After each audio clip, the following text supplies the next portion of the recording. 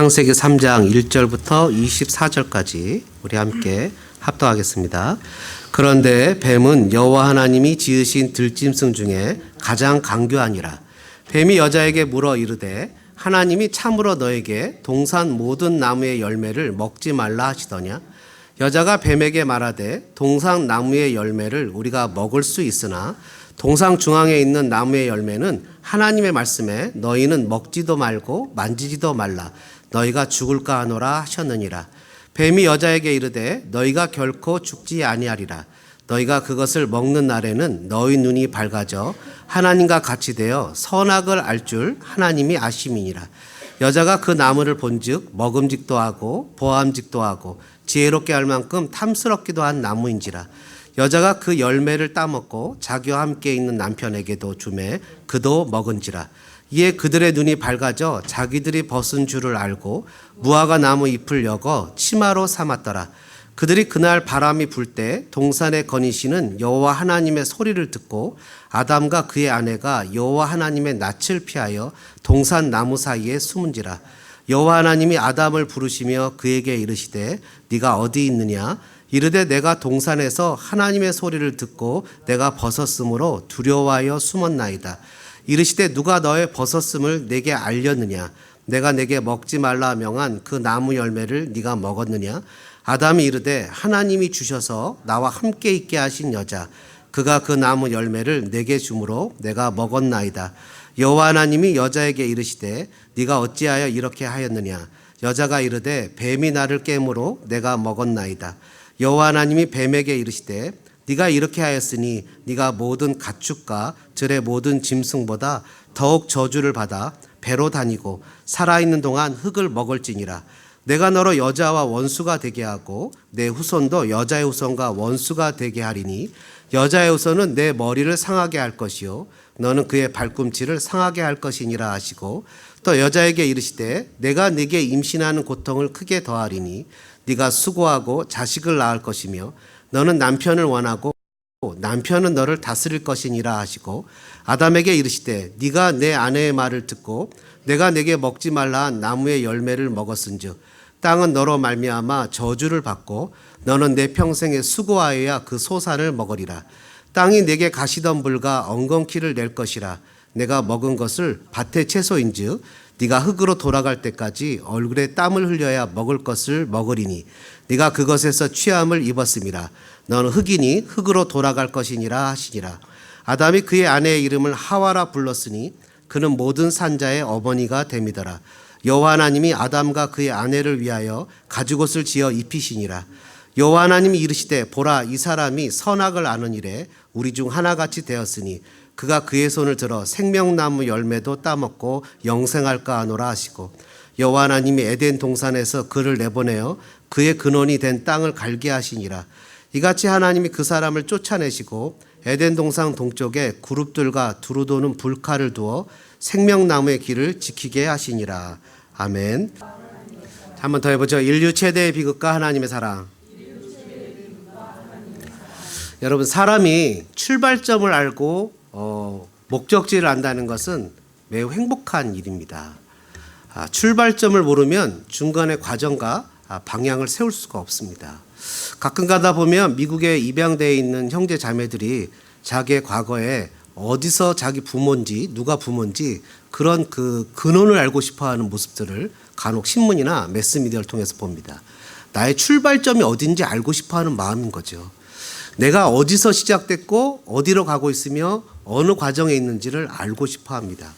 근데 사람들은 그런 것들에 대해서 여러 가지 의견을 제시합니다. 성경은 우리의 출발점을 너무나 명확하게 얘기를 해줍니다. 한번 따라해 볼까요? 우리의 출발점은 하나님입니다. 우리의 출발점은 하나님께로부터 왔다 이렇게 얘기를 합니다. 근데 세상 사람들은요, 인류는 고대로부터 끊임없이 하나님을 제외한 출발점을 찾으려고 노력했습니다. 어떤 제시나 생각들을 끊임없이 내세우면서 우리의 출발은 이걸 거야 라고 얘기를 합니다. 그 가운데 진화론도 있고 유물론도 있고 여러 가지 사상도 있고 고대 그리스 철학에는 기원이 불이라든지 물이라든지 이런 어떤 원소, 수소 뭐 이런 것들 원소라는 것을 주장을 합니다. 그러나 이런 것들은 자기의 논리 부조화로 자멸하고 말죠. 왜냐하면 시작점을 모르니까 그 시작점을 모르는 논리와 근거들은 역시 빈약하고 그 끝을 알 수가 없습니다. 흔히 우리는 생각하기에 과학은 신앙과 어긋난다 이렇게 생각할 수도 있습니다. 그러나 여러분, 과학이 신앙과 어긋납니까? 과학은 기독교가 아닌 세상에서 시작된 학문이고 신앙은 과학과 어긋나는 것입니까? 그러나 초기에 과학을 시작했던 과학의 아버지들이 다 크리스찬이었다는 사실을 알고 계십니까? 대부분의 과학자들은 크리스찬이었어요. 왜냐하면요, 과학은 전제가 필요합니다. 그 전제는 뭐냐면 어떤 법칙이 있다는 거예요. 과학은 법칙이 있기 때문에 그 법칙을 밝혀내는 것이 과학이죠. 그렇기 때문에 자연도요 법칙이 있잖아요. 자연의 법칙을 밝혀내는 것이 과학인데 그런 법칙을 누군가가 만들었다는 질적 설계자를 인정하지 않고는 과학을 시작할 수가 없는 겁니다. 여러분, 철학자 메리 미즐리라는 사람은요, 기독교가 과학의 세계관이다 이렇게 표현합니다. 과학의 세계관이 기독교다 이렇게 표현하는 거예요. 다시 얘기하면 과학에는 세상의 자연에 관해 우리의 방향을 인도하는 전제가 담긴 고유의 세계관이 없다. 근데 과학 창시자들은 당시 이 점을 아주 명백하게 밝혔다. 우주의 질서는 하나님에게서 전적으로 흘러나오며 그래서 과학은 하나님의 영광을 높인다. 초기 과학자 뉴턴 같은 사람도 신앙이었을 뿐만 아니라 그들 자신들의 과학 작업은 우주에 있는 하나님의 작업의 흔적을 밝히는 수단으로 생각했다는 겁니다. 그래서 우리 성경에도 일반 계시, 일반 세상의 이런 별이나 달이나 일반 계시를 통해서 하나님을 알 수 있다라고 얘기를 하죠. 과학을 통해서 하나님을 알 수 있는 거죠. 세상의 어떤 학문도 그 시작의 전제를 두지 않으면 계속되어지지 못하고 논리의 부조화에 빠지게 됩니다. 시작이 없으면 중간 과정도 없고 또 끝이 올 수 없습니다. 성경은 분명하게 모든 것의 시작과 끝이 있다고 얘기합니다. 세상의 시작은 뭐죠? 하나님이 세상을 창조하셨다는 거예요. 한번 따라해 볼까요? 하나님께서 세상을 창조하셨습니다. 여러분, 하나님께서 세상을 창조하셨다는 사상을 가지게 되면 세상을 살아갈 때 분명한 삶의 목적의식을 갖게 됩니다.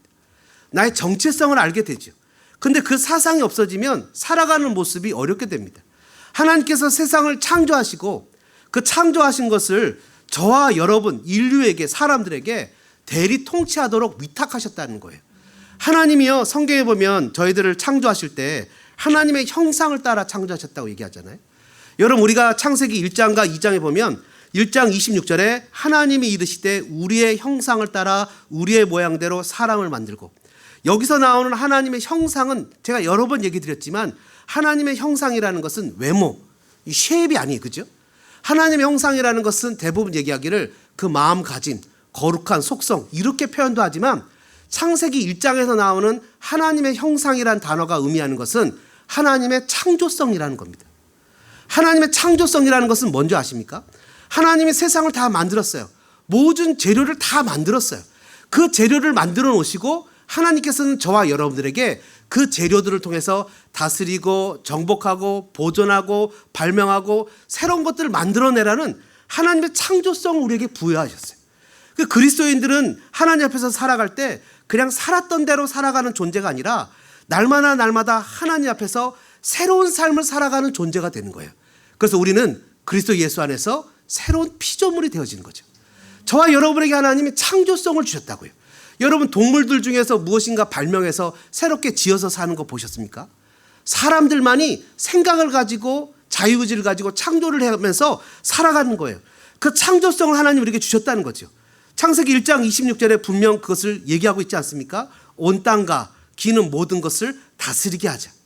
다스리게, 하나님이 만드신 것에 우리가 창조의 능력이 있어요. 그래서 우리는 이 땅에 살아갈 때 그냥 살던 대로만 살아가는 것이 아니라 날마다 새로운 삶을 살아가죠. 저와 여러분에게 이런 복된 삶을 살아가는 귀한 능력이 회복되어지기를 주님의 이름으로 축복합니다. 여러분, 이 땅을 살아갈 때 그럼 창조의 능력을 가지고 살아가신 우리에게 정말 귀한 롤모델이 되는 분이 누굴까요? 우리에게 정말 귀한 롤모델이 되는 분은 바로 예수님입니다. 예수님은요, 창조의 능력을 가지고 날마다 하나님 앞에서 새로운 삶을 살아가셨어요. 그분은 자신의 의지를 가지고 하나님 앞에 적극적으로 순종하며 사셨어요. 마지못해서 억지로 끌려가는 게 아니라 자신의 의지를 가지고 하나님의 말씀을 더 뛰어넘어서 순종하며 사셨다는 거죠. 오늘 우리 본문 창세기 3장에 하나님 우리에게 주신 하나님의 형상의 가장 대표적인 게 뭐냐라고 따져보면 오늘 창세기 3장에서는 하나님이 인간에게 주신 자유의지입니다. 하나님이 우리에게 주신 하나님의 형상의 가장 큰 특징은 창세기 3장에서는 그것이 자유의지다 이렇게 얘기를 하는 거예요. 여러분, 저와 여러분에게 자유의지가 있는 걸 믿으십니까? 여러분, 세상에요 많은 학문들이 이것을 뛰어넘지 못하는 거예요. 세상에 여러 가지 유물론이나 또 여러 가지 세상의 사상들은 모든 것들이 다 물질에서 왔다든지 세상에서 이 모든 것들을 다 이런 근원을 조사하지만 가장 걸리는 것이 뭐냐면 그냥 물질에서 왔다 그러면 이 생각은 도대체 어떻게 왔냐는 거예요. 이 생각에 대해서는 답을 못 내는 거예요. 그래서 사람들이 많이 얘기합니다. 세상은 정반합의 법칙이라든지 아니면 세상 어떤 화학적인 거, 그렇죠? 뱃속에서 마치 소화가 될 때 어떤 액이 나와서 소화가 되는 것과 마찬가지로 그렇게 생각도 어떤 그런 효소에 의해서 생각하는 것이다. 이렇게 이런 세포에서 생각하는 것이다. 이렇게 얘기를 하지만 그것은 거짓말이죠. 왜냐하면 여러분 핸드폰을 열면 핸드폰에 이렇게 시계도 나오고 여러 가지 내용이 나옵니다. 겉으로 보기에는 그냥 그것이 다인 것 같지만 그 속에는요 수많은 알고리즘이 들어가 있는 거예요. 생각의 기능들이 들어가 있다고요. 그러니까 이 사람들이 유물론을 생각하고 진화론을 생각하고 이런 것들을 생각할 때 거꾸로 과학자들이 이렇게 얘기합니다. 당신들이 그것을 생각하는 생각은 어디서 왔냐는 거예요. 이 사람들은 신앙을 빌리지 않고는 유물론도 진화론도 생각조차를 못하는 거예요. 여러분, 하나님 우리에게 자유의지를 주셨다는 것은 정말 기가 막힌 축복입니다. 완벽하게 내가 무엇인가를 선택할 수 있는 은혜를 주셨다고요. 내가 무엇인가를 선택해서 살아갈 수 있는 은혜를 주셨어요. 예수님은 자신의 자유의지를 가지고 십자가를 나갔어요.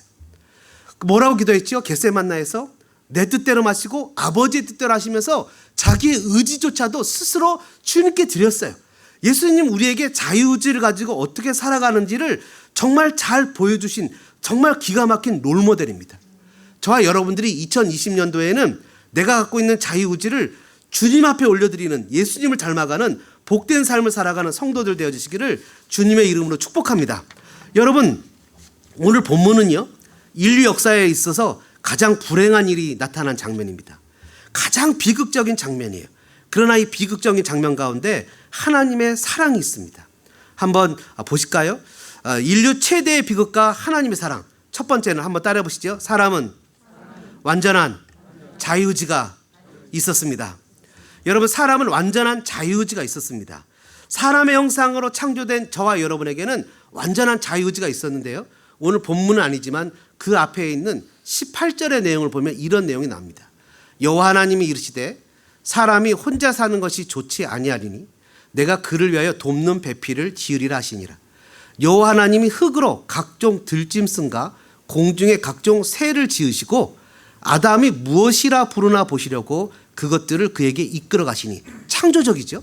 아담이 새와 각종 동물의 이름들을 짓도록 각종 동물들을 아담 앞으로 끌어들이시는 거예요. 그러니까 아담이 그것을 이름을 부르니까 여러분, 이름을 지어준다는 것은 그것에 대해서 지배권, 통치권, 소유권이 있다는 거예요. 그러니까 하나님이 이 짐승과 동물과 각종 모든 것들을 아담에게 위탁하신 거예요. 그죠? 청지기처럼. 그래서 지은 아담이 그 무엇이라 부르나 보시려고 그것들을 그에게 이끌어 가시니 아담이 각 생물을 부르는 것이 곧 그 이름이 되었다. 이렇게 기록하는 거예요. 아담의 모든 가축과 공중의 새와 들의 모든 짐승에게 이름을 주었어요. 아담이 그런 이름을 주고 지었어요. 아담이 창조적인 생각과 자유의지를 가지고 각 동물들의 이름을 명했다는 거예요. 여러분, 이런 창조적인 의지와 능력이 저와 여러분에게 다시 한번 회복되기를 주님의 이름으로 축복합니다. 이게 하나님 우리에게 주신 놀라운 축복이라는 거예요. 그냥 살던 대로 사는 것이 아니라 생각하고 그것을 가지고 무엇인가 내 자유와 내 자유의지를 하나님께 드림으로 나가는 거죠. 여러분, 하나님의 걸작품으로 하나님 보시기에 너무 좋은 존재였죠. 그래서 하나님이 모든 것을 다 주신 거예요. 뭐죠? 동물도 주셨고 식물도 주셨고 하늘에 있는 것이나 땅에 있는 것이나 그것을 정복하고 다스리고 하는 창조적인 존재로 다 주셨어요. 너무나 놀라운 하나님의, 이런 표현은 좀 이상할런지 모르지만 창조의 파트너로 세워주셨어요.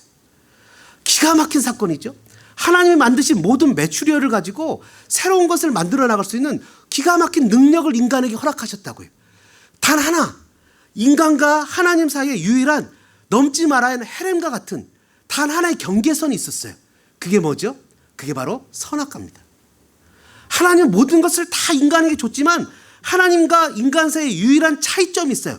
그것은 뭐냐면 차이점이에요. 이것은 하나님이 우리에게 주시는 귀한 축복이죠. 차이점이라는 것은. 왜냐하면 내 위치를 알고 살아갈 수 있기 때문이에요. 사람이 자기의 신분과 위치를 안다는 것은 축복입니다. 질서가 없이 마음대로 막 무질서하게 살아가는 것이 아니라 사람으로 하여금 넘지 말아야 될 유일한 경계선을 정해 주셨어요. 그게 뭐냐면 창세기 2장 16절과 17절에 나오는 말씀이죠. 여호와 하나님이 그 사람에게 명하여 이르시되 동산 각종 나무의 열매는 네가 임의로 먹되 선악을 알게 하는 나무의 열매는 먹지 말라. 먹는 날에는 반드시 죽으리라 하시니라. 딱 하나. 그것만 안 하면 되는 거예요. 하나님과 인간 사이의 유일한 경계선이에요. 여러분, 저와 여러분이 다 똑같아요. 그죠? 딱 하나. 전도사님이나 저나 뭐가 다르겠습니까? 다 똑같아요. 근데 교단법상 전도사님은 세례를 못 주고 교단법상 성찬식 진행 못해요. 딱 하나. 목사와 전도사님이 다른 점이 있어요. 여러분, 옛날에 그 대령과 그 원스타, 이 장군과 차이점들이 있잖아요. 그것을 어떤 분이요, 대령이 그 장군이 되기 전날 자기가 임관을 받기 전에, 그 임명을 받기 전에 너무 기분이 좋아서 전날 별을 달고, 실제 한국에서 실제 별을 달고 밖에 별단차를 몰고 나가다가 그게 잡혀갖고 거기서 파직됐잖아요.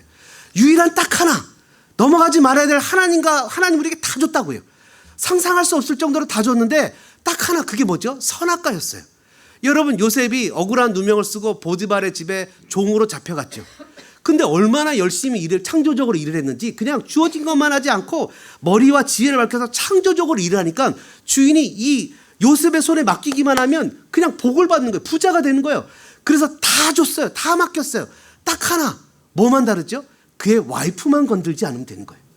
헤렌과 같은 거죠. 딱 하나예요. 하나님과 우리 사이에 딱 하나, 그 하나. 이 요셉과 보디발의 딱 하나. 근데 그 여인이 요셉한테 억울한 누명을 씌우잖아요. 그렇죠? 여러분, 그러나 오늘 본문의 아담과 하와는 넘지 말아야 될 선을 넘잖아요. 여러분, 하나님 우리에게 주신 이 기가 막힌 축복 가운데 딱 하나만 넘지 않으면 되는데요. 3장 1절에 보니까 이런 말씀이 기록되어 있습니다. 그런데 뱀은 여호와 하나님이 지으신 들짐승 중에 가장 강교하니라. 여러분, 이 영어, 저희 한글 성경에는 강교하다는 말이 써 있고요. 영어 성경에는요, 이것을 뭐라고 써 있냐면 이 뱀이 이 그 강교하다, 크래프티스트, more 크래프티스, 가장 강교하다는 말이 써 있는데 이 시브리어 원어에 보면 지혜롭다 이렇게 써 있어요. 쉽게 얘기하면 이것을 해석하는 사람의 신학이 들어가서 강교라는 단어를 썼죠. 근데 원래 단어는요, 뱀이 지혜롭다 이렇게 써 있는 거예요. 근데 이게 충격적이죠. 하나님이 인간에게 자유의지를 줬는데 동물에게도 지혜로운 자유의지가 있겠습니까? 이거는 분명 영적 심볼라이즈가 상징이 있는 거죠. 이건 뭐죠? 여러분 아시는 대로 요한계시록 12장에 보니까 옛뱀 곧 사탄 마귀라고 하는 자가 뱀을 이용해서 유혹을 하는데, 여러분 여기서 뱀이 강교하다는 단어가 아니라 순수하게 지혜롭다는 단어예요. 그럼 뭐죠? 우리가 생각하기에 누군가 마귀가 유혹을 할 때 나는 마귀야 라고 나타나서 유혹하지 않는다는 거예요. 뱀이 여러분 깨달아야 되는 것 중에, 우리가 깨달아야 되는 것 중에 하나는 마귀는 우리를 유혹할 때 너무나 순진하게 유혹한다는 거예요. innocent proposal. 너무나 순수한 제안이라는 거예요. 뭐라 기록합니까? 여자에게 물어 이르되 하나님이 참으로 너에게 동산 모든 나무의 열매를 먹지 말라고 하시더냐? 여러분, 흠잡을 게 하나도 없어요. 정말 무엇인가 흠잡을 것이 없는, 정말 생각하면 순수한 그런 질문이에요. 여러분, 이런 질문으로 마귀가 오늘 우리에게 다가온다는 거예요. 마귀는 우리에게 무엇인가를, 하나님을 대적하고 거역하고 우상을 섬기고 그냥 죄를 짓도록 우리를 끌어가는 것이 아니라 정말 순수하게 뭔가 그것이 옳은 것이라고 여기는 것으로 우리를 유혹한다는 거예요. 순수한 것이라는 거죠. 이 아람이라는 단어는 부정적인 의미를 내포한 것이 아니라 지혜롭다는 말이에요. 그러면서 순진한 모습으로 마귀가 다가오죠. 여러분, 신약 성경에는 이걸 뭐라고 표현하죠? 빛의 광명한 천사의 모습으로 다가온다는 거예요. 요즘 시대는 뭐죠? 인권, 그죠? 인권, 민중, 대중 이렇게 얘기하면서 뭔가 말로 상대방을 설득하는 것 같지만 그 안에는 정말 음모가 있죠. 여러분, 그러면서 내가 반드시 이것이 나쁜 것이 아니고 내가 이것을 해야만 되는 것처럼 당위성을 가지게 보인다는 거예요. 6절에 뭐라고 기록되어 있습니까? 보암직도 하고 먹음직도 하고 보암직도 하고 지혜롭게 할 만큼 탐스럽기도 하대. 나쁜 게 하나도 없어요. 먹으면 죽을 것만 같고 아플 것만 같고 썩어서 냄새 나는 게 아니에요. 최고의 최상급이에요. 여러분, 드러내놓고 나는 나쁜 사람이야, 나는 너를 죄짓게 할 거야, 나는 너를 힘들게 할 거야 라고 얘기하면 그게 뭐냐면 나 좀 도와줘, 나 좀 살려줘 라는 얘기랑 똑같아요. 완전히 이노센트, 순진하게 순수하게 가장을 해서 다가오죠. 가장을 해서 다가옵니다. 그러나 여러분, 우리가 깨달아야 되는 것은 뭔지 아십니까? 순진하고 순수하고 이것이 좋은 거예요. 어떤 분이 그런 거 물어보잖아요. 목사님, 왜 이걸 못하게 하세요? 이건 좋은 거잖아요. I know. 좋은 건지를 알아요. 근데 문제는 뭐죠? 아무리 좋은 것이라도 그것이 하나님의 말씀에 어긋나는 것이라면 하지 말아야 되는 거예요. 하나님 먹지 말라고 했으면 아무리 좋아 보이는 것이라도 하지 말아야 되는 거예요. 여러분, 그것을 우리가 깨닫지 못하고 그것을 그냥 좋은 것이, 이건 좋은 거잖아요. 목사님, 우리가 지금 내가 이 시대에 이렇게 자녀들을 돌봐주고 교회를 돌보고 이렇게 하고 교회 하는 것은 너무나 좋은 거잖아요. 얼마 전에 어떤 선교사님이 저한테 그래요. 목사님, 제가 이 지역을 선교를 해야 되는데 이런 고민이 있습니다. 이상하게 그런 선교사님이나 목사님들이 저한테 카운셀링을 많이 옵니다. 왜 그러냐면 아마 여러분들이 안 찾아와서 하나님이 저 심심할까 봐 목사님들을 보내시는 것 같아요. 어떻게 하면 좋겠습니까? 근데 이런 사역을 하시는 분이 저한테 찾아오는데 이분은 너무 부정적인 분입니다. 이분은요, 너무 좋은 분이지만 뭐 사람과 사람을 부정적으로 얘기를 해서 결국 관계를 끊게 하는 분입니다. 그래서 제가 그렇게 얘기를 하고, 이분은 정말 실력도 없고 능력도 없지만 늘 언제나 순종적이고 늘 언제나 이렇게 성실한 분입니다.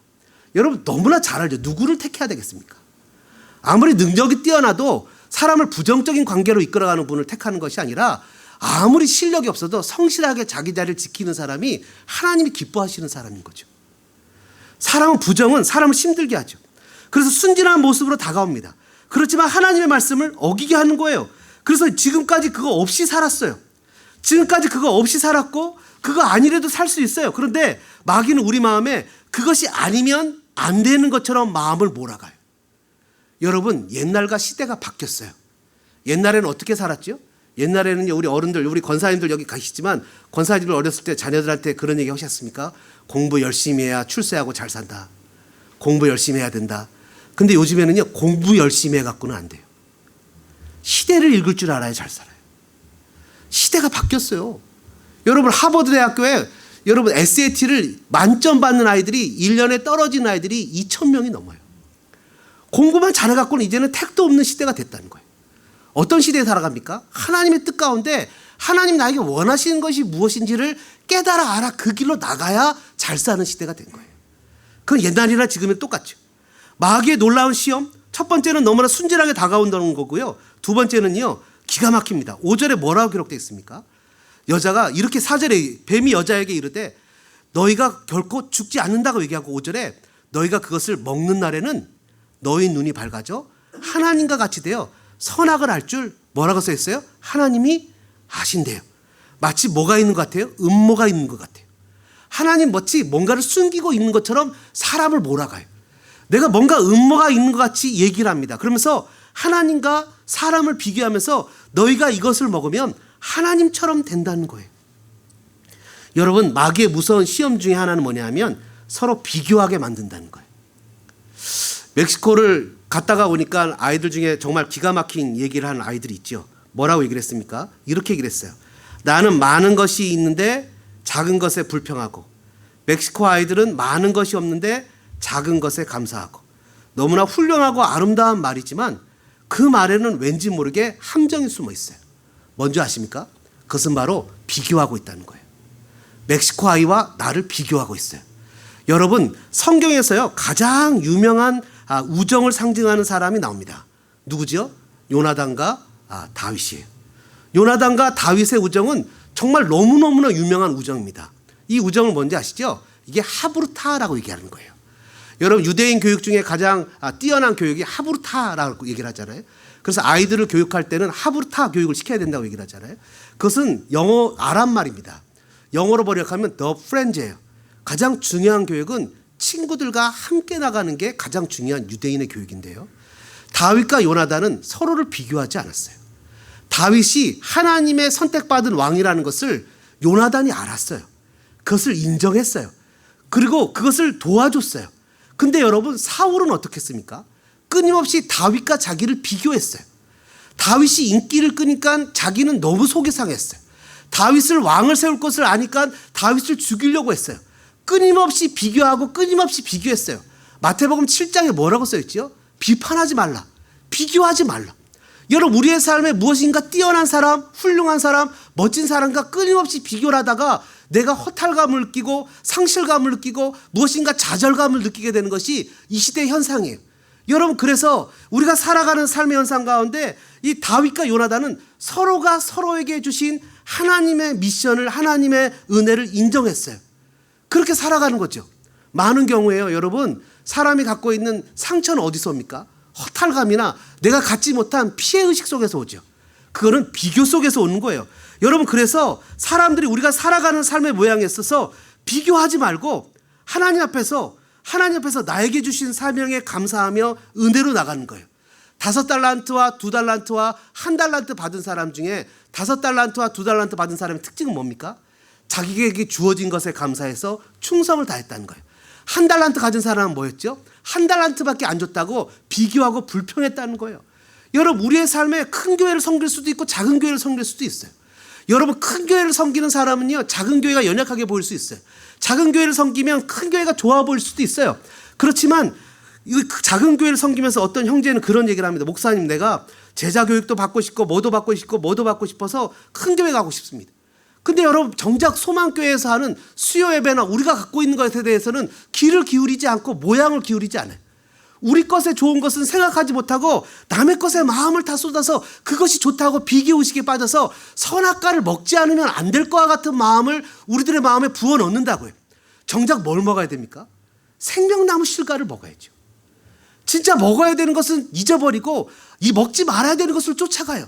자꾸 머릿속에서 생각해야 되는 것, 어떻게 하면 하나님을 더 잘 섬길 수 있을까? 어떻게 하면 저 사람을 도와줄 수 있을까? 어떻게 하면 정말 주님 앞에 영광을 돌릴 수 있을까? 이런 것을 생각하지 않고 생각하는 자체가 온통 남하고 비교해서 불안하고 두렵고 초조한 마음이 들어와서 내가 하나님 앞에서 섬기는 자리에서 잃어버리게 되는 거예요. 그래서 넘지 말아야 될 선을 넘게 되죠. 여러분, 마귀는 우리에게 기가 막힌 얘기를 합니다. 무슨 얘기를 합니까? 5절에 너희 눈이 밝아져 하나님과 같이 된대요. 이게 거짓말입니까? 거짓말이 아니었어요. 그죠? 이것은 실제였어요. 여러분, 가나안 땅을 정복하기 위해서 12명의 정탐꾼이 갔을 때 그 땅은 우리를 삼키는 땅이고 거기 있는 사람들은 정말 장대와 같고 거인 자이언트 같고 우리는 메뚜기 같다는 게 그게 거짓말이었습니까? 사실이었어요. 팩트였다고요. 마귀는 우리에게 팩트를 얘기한다고. 배가 고프면 떡을 위해서 주님을 섬기는 일을 멈추고 벌라고 얘기를 한다고요. 우리를 자꾸 팩트로 몰아간다고요. 근데 문제는 뭐냐면 그 팩트를 쫓아가다 보면 정작 중요한 하나님과의 관계가 끊어진다고요. 정작 생명이시고 근원이신 하나님과의 관계가 끊어져서 넘지 말아야 될 선을 넘게 된다고요. 여러분, 이게 뭐죠? 너희 눈이 밝아져 하나님과 같이 되어 선악을 알 줄을 하나님이 아신대요. 어떻게 됐습니까? 실제 이렇게 됐어요. 문제는 뭐죠? 사람이 판단하는 능력이 생겼어요. 이것은 선한 것이고 이것은 악한 것이라는 판단하는 능력이 생겼어요. 근데 문제는 뭡니까? 사람은 판단하는 능력은 생겼을지 모르지만 무엇이 옳고 그른 것을 알 수는 없어요. 그게 문제라는 거예요. 다 어떻게 얘기합니까? 이게 목사님, 이건 옳은 거잖아요. 저게 옳은 거잖아요. 근데요, 정말 옳고 그른 것을 판단할 수 있는 분은 절대 선이신 하나님만이 가능하다는 거예요. 하나님만이 절대 선이 가지고 계시기 때문에 하나님이 절대 선을 갖고 계시고 우리는 하나님이 우리에게 허락하신 말씀 안에, 하나님 우리에게 허락하신 은혜 안에, 그 안에서 내 자유의지를 가지고 최선을 다해서 하나님의 뜻을 따라가는 것이 우리의 몫이라고요. 여러분, 학생들은 학교에서 잘 공부를 배워 그 학교에서 열심히 배운 것을 잘 쓰고 활용하는 것이 학생들의 몫이라고요. 내가 너무 힘들고 어렵고 우리 아버지나 엄마가 사는 게 어렵다고 내가 공부를 때려치고 나가서 내가 돈을 벌어야지. 이런 학생들을 보면 부모님 마음이 어떻겠습니까? 옛날에 어떤 부모님들은 그래 돈이나 벌어라 이랬을런지 몰라요. 근데 정상적인 부모님들은 아니야, 너는 지금이 공부할 때니까 열심히 공부해야지. 비록 힘들고 어렵지만 같이 가자. 이렇게 얘기하는 게 부모의 마음이죠. 하나님은 우리에게 아버지 되신 하나님께서 우리에게 허락하시는 것은 하나님의 말씀 가운데 그 말씀을 붙잡고 예수님처럼 내 자유의지를 가지고 주님의 뜻에 스스로 선택하고 순종하고 따라갈 수 있도록 허락하시는 것을 가야 되는데, 우리가 선악을 알게 돼서 이제는 하나님의 뜻이 아닌 다른 뜻을 쫓아가 버리는, 진짜 중요한 것이 무엇인지를 판단할 수 있는 능력을 상실하게 되었다고요. 로마서는 이것을 무엇이라고 표현합니까? 모든 사람이 죄를 범하였음에 하나님의 영광에 이르지 못했다고 기록합니다. 넘지 말아야 될 선을 넘었죠. 그래서 판단하기 시작합니다. 자신이 벗은 줄 알았고 하나님께로부터 숨었고, 또 그 사람들은 정말 하나님이 나에게 주신 최고의 배필을 블레임하고 그 사람한테 자기의 잘못을 전가하는 모습을 나타냈습니다. 그리고는 죄를 짓는 사람의 공통적인 특징이 있잖아요. 두려움 때문에 하나님 앞에 숨었습니다. 여러분, 사람은요 하나님의 뜻에 순종하고 반응하며 살도록 지었습니다. 저와 여러분도 그렇게 지어진 존재입니다. 저는 2020년 저와 여러분의 머릿속에, 프레임 속에 하나님을 예배하고 하나님을 섬기고 어떻게 하면 하나님을 기쁘시게 할 수 있을까, 이런 모든 생각으로 가득 차시기를 주님의 이름으로 축복합니다. 그래서 여러분, 우리가 하나님 앞에서 주신 그 자유의지, 하나님이 나에게 주신 그 존재라는 자유의지 속에서 하나님을 기쁘게 섬길 수 있는 놀라운 은혜가 나타나기를 주님의 이름으로 축복합니다. 죄의 결과는 사망입니다. 여러분, 분명 우리의 삶의 현장에 죄의 결과는 사망이라고요. 2장 17절에 뭐라 기록합니까? 네가 먹는 날에는 반드시 죽을 것이라는 거예요. 먹는 날에는 반드시 죽죠. 왜요? 여러분, 분명 뭐라고 표현했어요? 하나님은 먹으면 죽는다 그랬고, 이 뱀은 먹어도 죽지 않는다 그랬어요. 그러면 하나님을 말씀을 어기고 그것을 먹어버리면 하나님과의 관계가 끊어지는 거죠. 여러분, 여기서 죽는다는 표현은요 하나님과의 관계가 끊어진다는 표현이에요. 하나님과 나와의 관계가 끊어지면 어떻게 됩니까? 생명이신 주님, 나의 창조주이신 주님, 나를 사랑하시고 나를 부르시고 나를 이끄신 주님과의 관계가 끊어진다는 거예요. 여러분, 창세기 1장에 보면요 하나님께서 사람을 만드십니다. 사람을 만드시는데 그 사람을 어떻게 만드십니까? 사람을 흙으로 만드셨다, 이렇게 기록해요. 사람을 흙으로 만드셨다고 기록하는데 그 흙이라는 것은 이제 영어 성경에 보면 dust, 먼지라고 표현하는 거예요. 시브리어 원어에도 마찬가지로 dust, 먼지로 기록되어 있어요. 그러니까 하나님이 나를 만드실 때 이 흙, 좋은 흙, 찰흙, 어떤 이렇게 좋은 이런 그 흙으로 만드신 것이 아니라 공중에 떠다니는 미세먼지와 같은 그런 먼지로 저와 여러분을 만들었다는 거예요.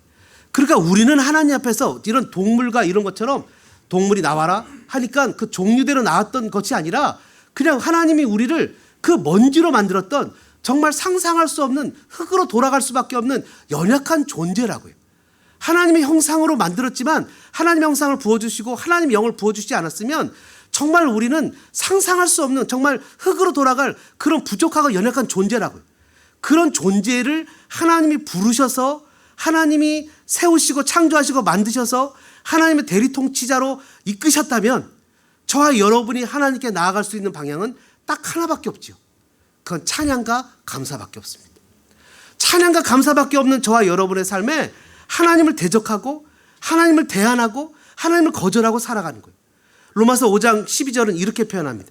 그러므로 한 사람으로 말미암아 죄가 세상에 들어오고 죄로 말미암아 사망이 들어왔나니 이와 같이 모든 사람이 죄를 지었으므로 사망이 모든 사람에게 이르렀다는 거예요. 여러분, 모든 사람이 죄를 졌다는 거예요. 저와 여러분의 모든 사람들이 죄를 져서 하나님의 은혜 가운데 떨어지는 그런 안타까운 삶의 모습이 됐다는 거예요. 저와 여러분이 하나님의 은혜 가운데 다시 한번 회복되어지는 주님의 역사가 나타나기를 주님의 이름으로 축복합니다.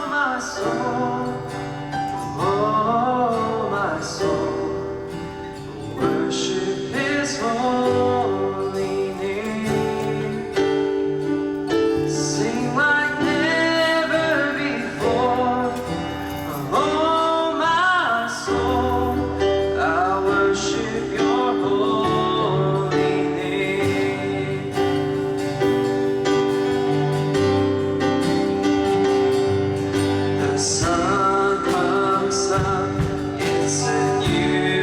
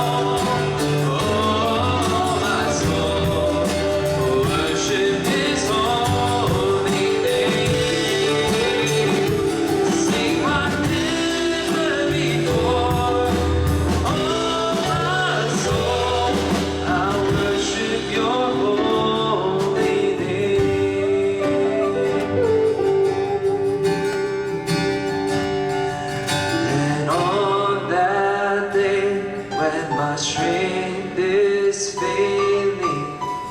The end draws near and my time has come. Still my soul will sing praise unending. 10,000 years and then